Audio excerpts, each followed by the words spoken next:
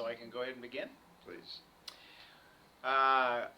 On behalf of the Board of Directors of ICA USA and on behalf of all of my staff who make this building function so well, I want to welcome all of you to this opening session of the Global Archives Research Assembly.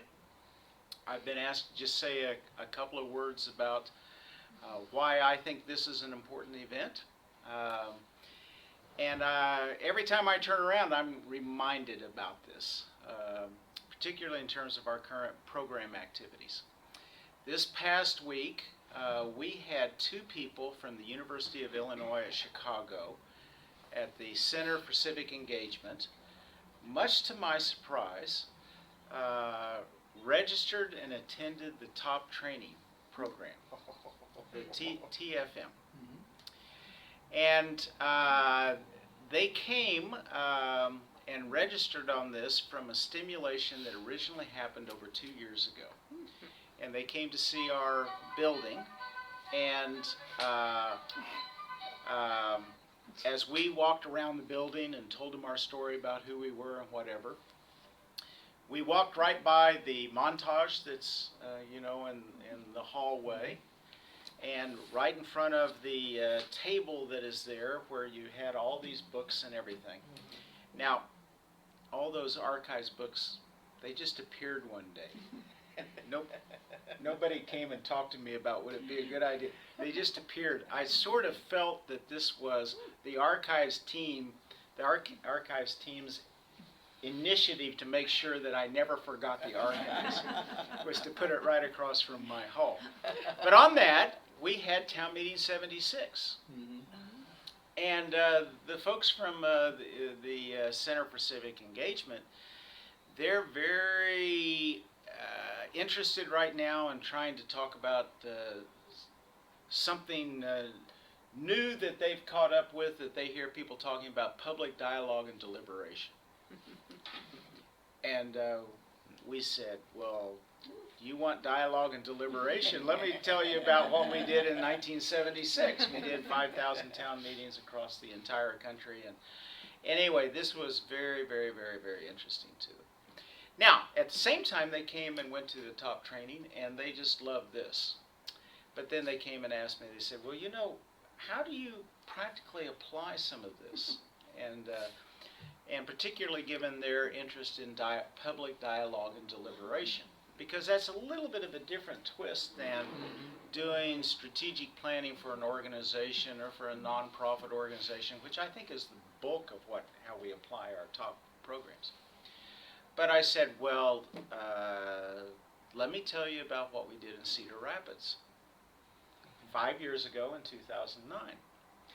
And I was able to pull out documentation that clearly said what happened over a 5-month period of time, what took place, what were the methodologies that were used, there were 7 workshops, something like this, and then here was a document that talked about the impact and the significance, and I gave it to them. And this was very, very stimulating to them in terms of a practical way that they can apply something that they've encountered.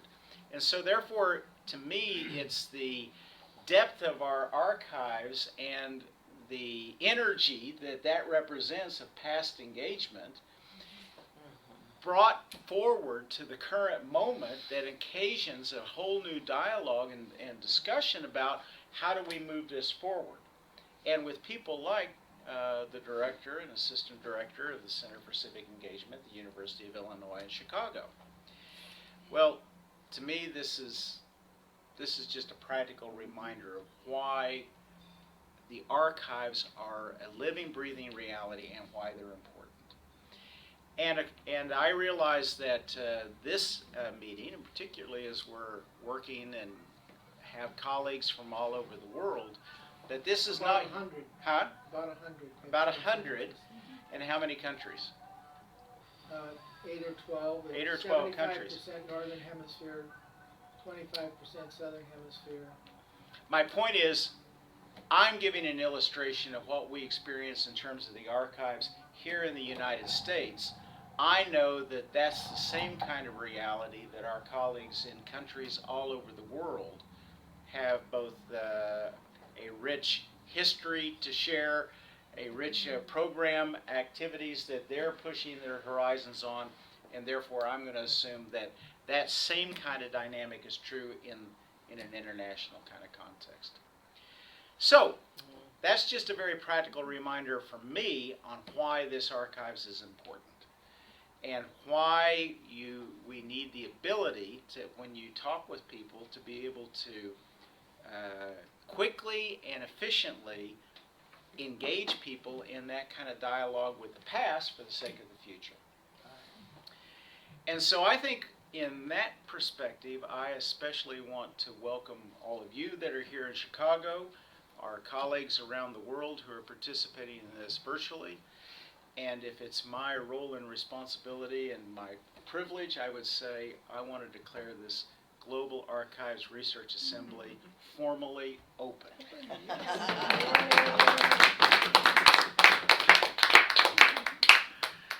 Wonderful, and thank you, Terry. I'm Gordon Harper, and I want to second the welcome to all of you who are participating remotely, and the sturdy group that's gathered around the tables here in Chicago. Only a small representation of what we hope will be the community participating in this research assembly.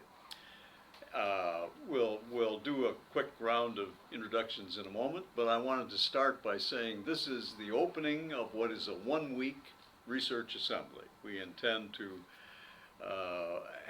end this at noon on Saturday, September 28th, that's Chicago time, Central Daylight Time here in the U.S. So we'll have a full week to work together. This is a point in the journey of the Global Archive Project, which has been going on for many years, and Marge on my right here is nodding because she has been one of the people maintaining its going on for many, many years, for which we're extremely grateful. But something happened 2 years ago that led to this moment, and that was we looked at the fact that things needed to change, and probably change dramatically in response to what was happening in the world and what was happening within ourselves, our team. We said we need to continue doing the gritty work of file, folder, accessioning, and cataloging, and digitizing some of the files and so on. That's not going to stop. We need to continue something that was just getting started, building collections, namely taking arenas of our work and giving people passageways into those arenas. We call them collections, and we'll look at some of those in a moment. But we also need now to have a point where we're looking at how the archives is made accessible to a wider audience, to all of the ICAs around the world, to the partner organizations with which we work that are taking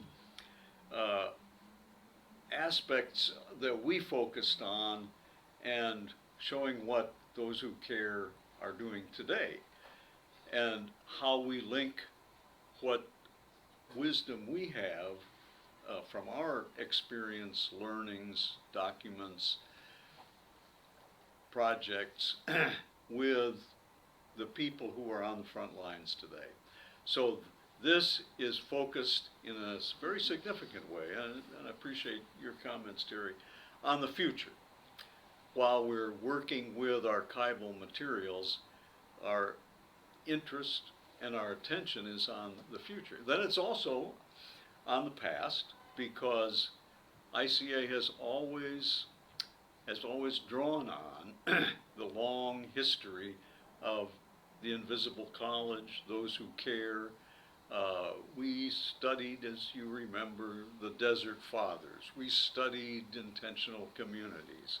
We built what we did in Fifth City off of a lot of sociological research and the work of other people in community development. What we then did now is what we're trying to make available for future generations in a similar way. So we're at a moment in time, in history, where there are ample crises. Yesterday, Terry hosted here at the ICA USA a 3-hour workshop on the environment. Wednesday, there will be this magnificent activation of the solar panels on this building. So we're in the midst of current work of the ICA. At the same time we're thinking about the future, we're reaching into the past.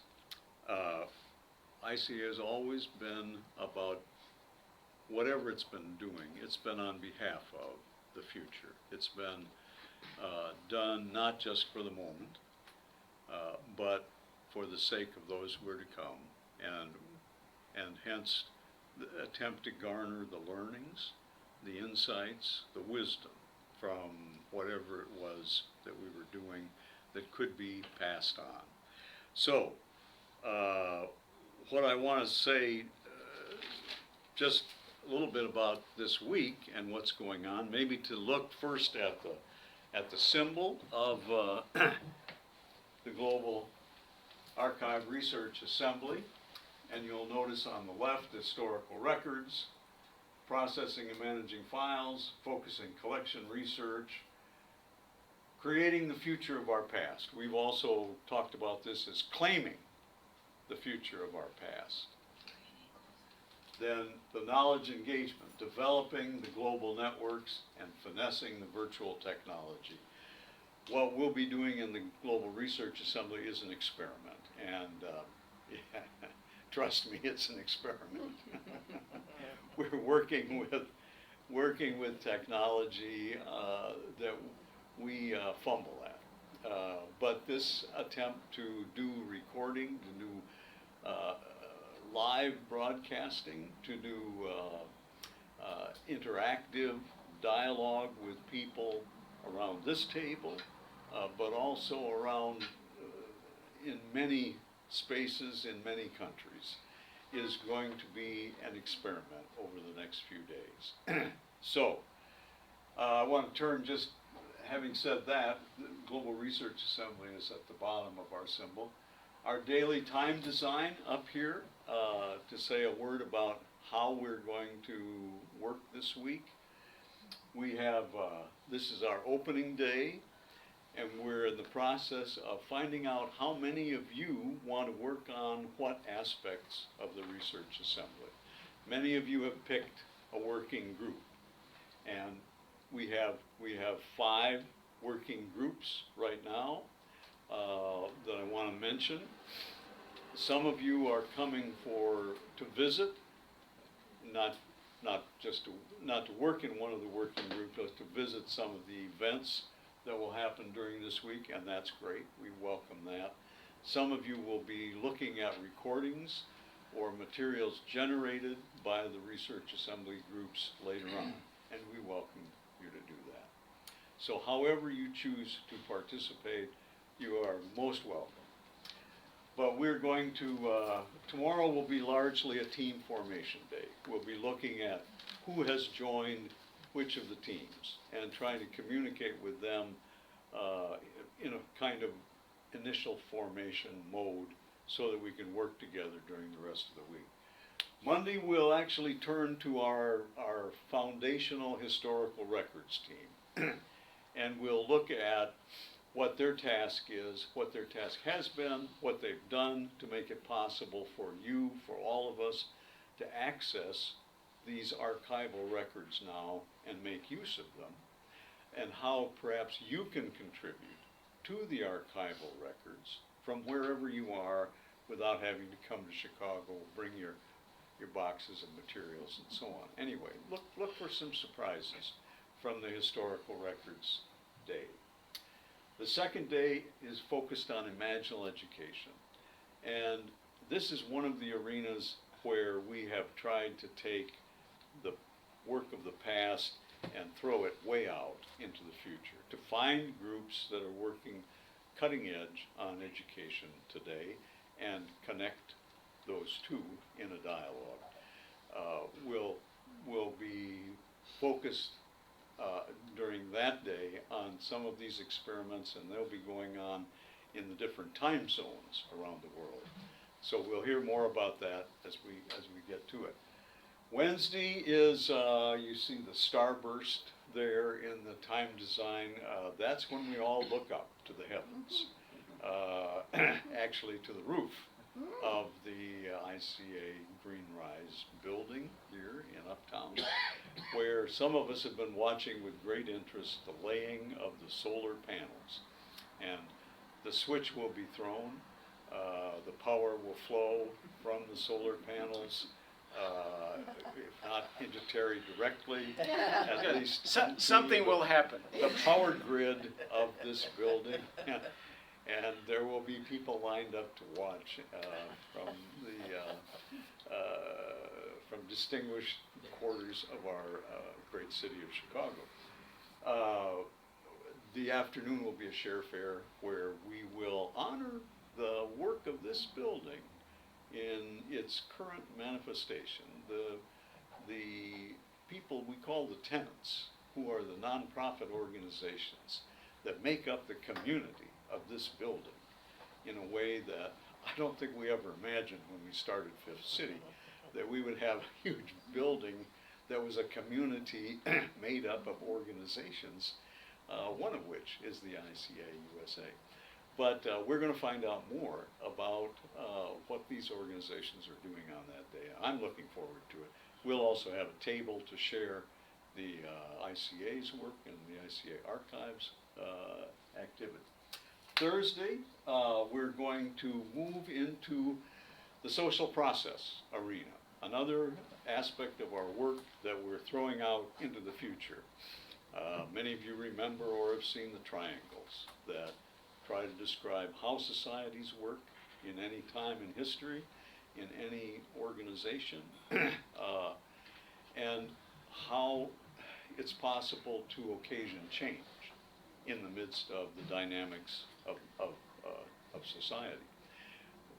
Much work has been done since the original research into that topic. We're going to be exposed to much of it, talking about how it can apply now in a time when great changes are happening and great changes are needed.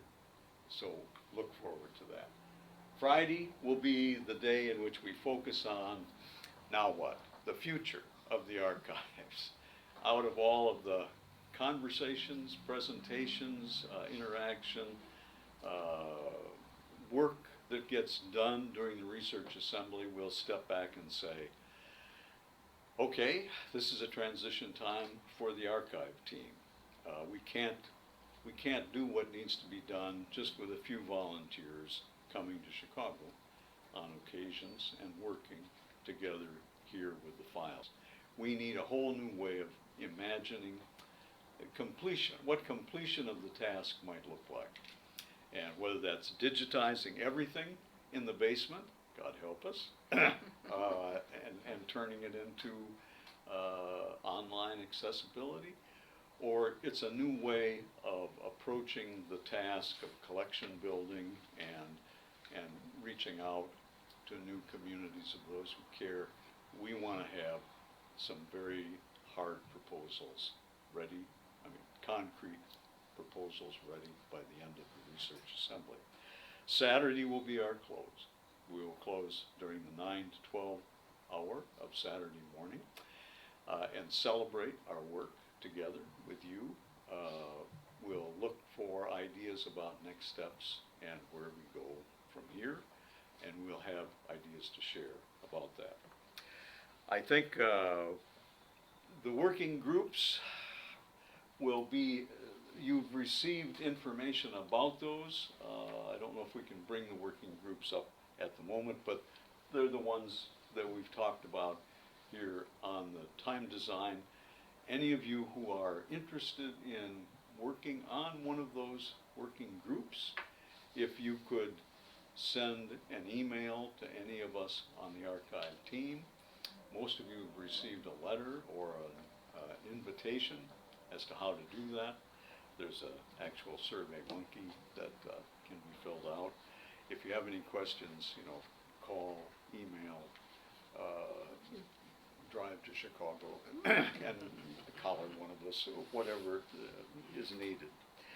I think I'm going to just have everybody just say their name around the tables here, because this is kind of the core group.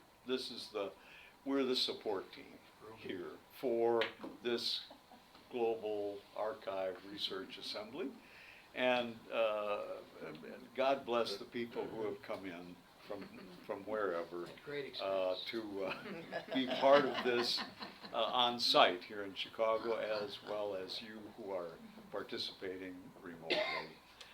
And just before I do that, to say we thought there were three ways you could participate, and we kind of jokingly referred to them as the look-in way, which is where you will take a glance at some of what we do this week, as your interest leads you to do so, and we welcome that. And then there's the drop-in way, which is where you identify something that's going on up here that you are interested in, and for that you kind of follow the instructions for how to participate in that event.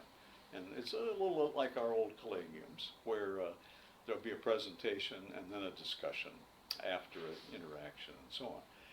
And then the third way is I want to be part of this group, and whatever it's doing, I want to be in on the action. I want to be thinking with the team that's working on that. We're calling that the plug-in. Look in, drop in, plug in, all of them are good.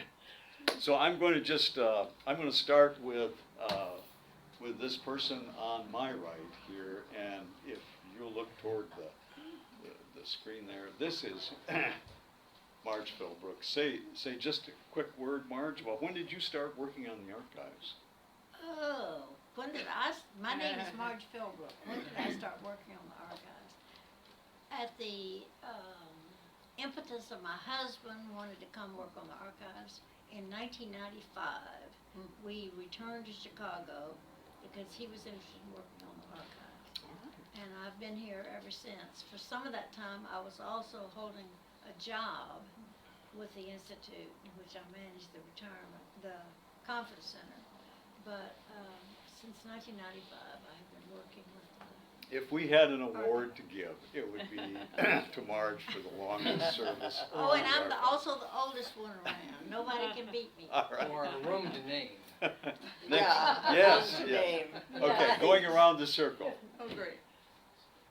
I'm Roxana Harper from Seattle, Washington, and this is the first time I've been here to experience the archives project directly. Okay. I'm Barrett Griffith, and I'm working with the historical records, and I've been hanging around the archives since some of the early planning around 2006, 2007. I work with several collections. I'm working on a chronological history and hear that other people are interested in that, which is fabulous. And currently working to get some of our system stuff going here so that several people know how to do it. Okay, I'm Paul Noah. I've been working with the archives, I think, since like 2009, 2008. Oh, okay.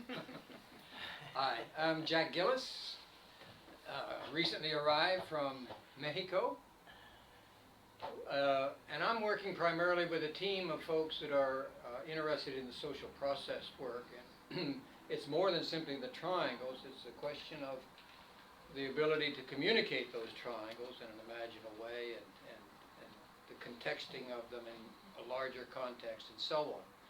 I just want to make sure that people understand that although we have Thursday as, quote, our day of presenting the work, there will be work going on every day, Monday, Tuesday, Wednesday, as well as Thursday, and then Friday afterwards. So we welcome anybody who wants to be part of that team, and we're going to have a lot of fun. I'm Dorothea Jewell. I'm here from Macomb, Illinois, west central Illinois, where I now live. This is my second time to be present actually for a working session of the archives.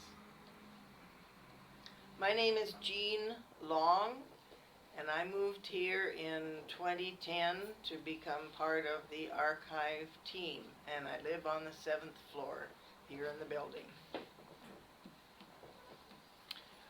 I'm Terry Bergdall. I'm the Executive Director of ICA USA. And I'd like to just highlight that the archives are really important to our new staff people. And if anybody has any doubt on that, you ought to look at the video that we filmed last time, because it was a really dynamic reinforcement on why it's important for our new staff who haven't experienced these programs to see how they utilize it and draw upon it and contribute to it. And if you haven't seen that video, let me direct you to the youtube.com. You've all been on YouTube, No, I hope. no. Is that a worm? And on the youtube.com site, type in ICA Research Access. That's all one word, and you'll find Terry's video from last time there as well, I hope, as this recording. And we want to catch the man behind the camera here. Now, Jim Weagle, and it apparently, I've got the longest connection with the archives, because my connection with the archives started in 1971. Working on the Global Research Assembly, where it was insisted that every single thing that was produced, we would take 3 copies, and we'd put it in the archive box, and we would get that file. And I suppose we're still suffering. But it occurs to me, having old files means somebody did something or thought something important enough that it was going to last, and took the care and the effort to put it somewhere so that it would still be there later on. Do you want me to just go right into the spirit of it? No, let me finish up. I'm Gordon Harper, and I started working with this group 2 years ago. But 10 years ago, some of us who are working on this project now started the ICA repository, which was a do-it-yourself archive in which we invited colleagues of ICA around the world, former staff and current, to put up their memories, their photos, their videos, their documents that might not be in any archival collection except their own. And it's still, of course, a part of our overall archival collection. I want to just say a word of thanks to not only Terry and the ICA USA for hosting this, but to ICA International, most particularly to Martin Gilbreth and Seva and Larry Philbrook, who helped us present this research assembly at the global gatherings a couple months ago, and get helpful feedback from our colleagues around the world. We hope many of them are participating today. And I also want to recognize the members of the archive advisory team that are not present here in Chicago today. Sally Fenton, Rosemary Albright, help me out. Steve Harrington, Frank Knudsen, Tim Wegner, Wendell Rafier, And our archivist from and Christina Wolf Christina Wolf. from Oklahoma City University, who has graciously contributed time and expertise to this archival project. So thanks to all of them. And then, oh, and to say a word of thanks to the Wind and Waves editorial team Yes. for that fine invitation. Much appreciated to say something about the archive project in the last issue of Wind and Waves, particularly Dharma Lingam, Robin Hutchinson, I think, whom we worked with most directly on that. And Isabel de la Masa. And Isabel de la Masa from Chile. Thank you, Jim. Okay. We've never done a research assembly, global research assembly that wasn't about spirit. In fact, it may be that's the most important thing we'll be doing this week, is working with spirit. And to introduce that to us and say a word about what the spirit component of the Global Archive Research Assembly looks like, welcome Jim back.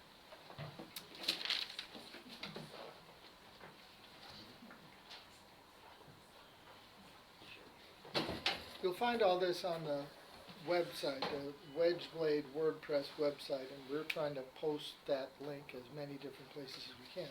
When we chose to take on the idea of a global research assembly, that kind of upped the work a little bit, and we had to think, well, what are the components? And if you think back, it's been as much as important, if not more important, what happens to the people who are involved in these events, as it is the work that they get done. In some sense, there's no disconnection.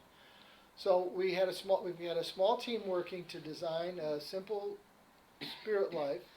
Ellen Howie, Susan Fertig Dykes, Mary Curran D'Souza, Jan Sanders, and myself have been working on it. We put together a couple of simple resources.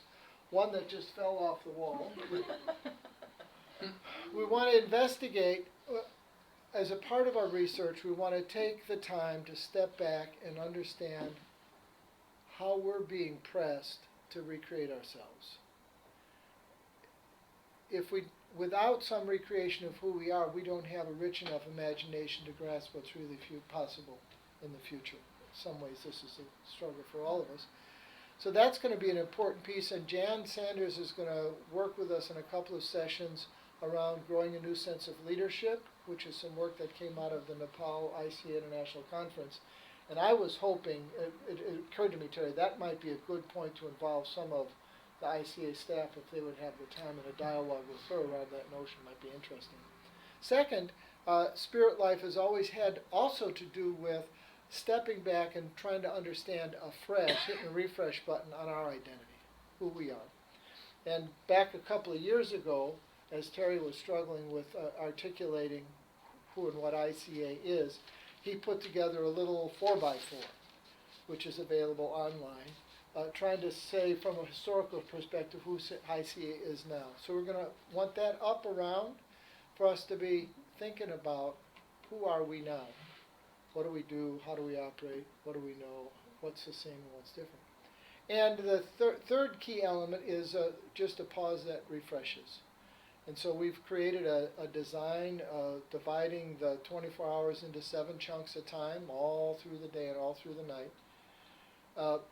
And we're recommending you just pause and read a poem. And we've selected 7 poems from Mary Oliver's book, Why I Wake Up Early in the Morning, which is available in a Kindle edition. And Dorothea is going to read this hour's poem.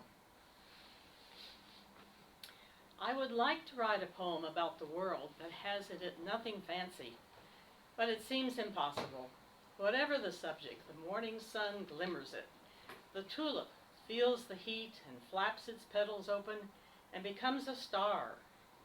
The ants bore into the peony bud, and there is the dark pinprick well of sweetness. As for the stones on the beach, forget it. Each one could be set in gold. So I tried with my eyes shut, but of course the birds were singing, and the aspen trees were shaking the sweetest music out of their leaves. And that was followed by, guess what? A momentous and beautiful silence, as comes to all of us, in little earfuls, if we're not too hurried to hear it. As for the spiders, how the dew hangs in their webs, even if they say nothing, or seem to say nothing. So fancy is the world, Who knows, maybe they sing. So fancy is the world, who knows? Maybe the stars sing too, and the ants and the peonies and the warm stones. So happy to be where they are, on the beach, instead of being locked up in gold.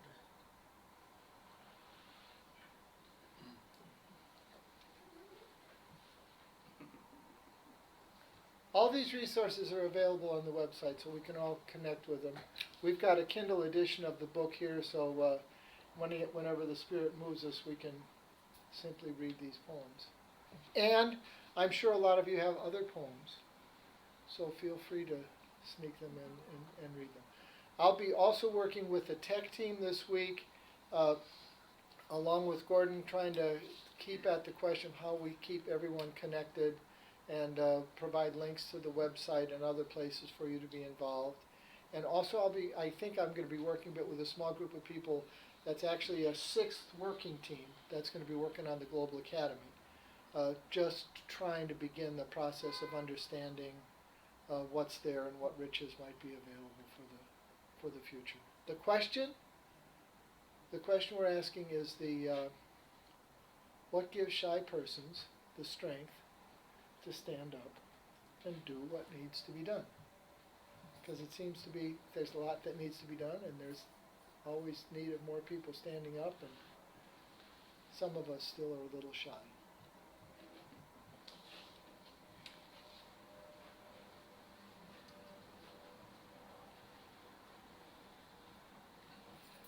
I think this is our formal opening to the Global Archive Research Assembly. Anyone here, have we missed anything that needs quickly to be said? Looking to my core team here for answers, if we missed anything. If not, we're determined not to have any fun during this coming week. But just so you know, the core team is having wine and cheese every day at 4 p.m. And we would certainly invite you, wherever you are, to have a little glass of wine and a little cheese with us, whatever time seems to fit the 4 p.m. Chicago time for you. Welcome to the Global Archive Research Assembly. Thanks for coming. We'll be talking. I think that's it.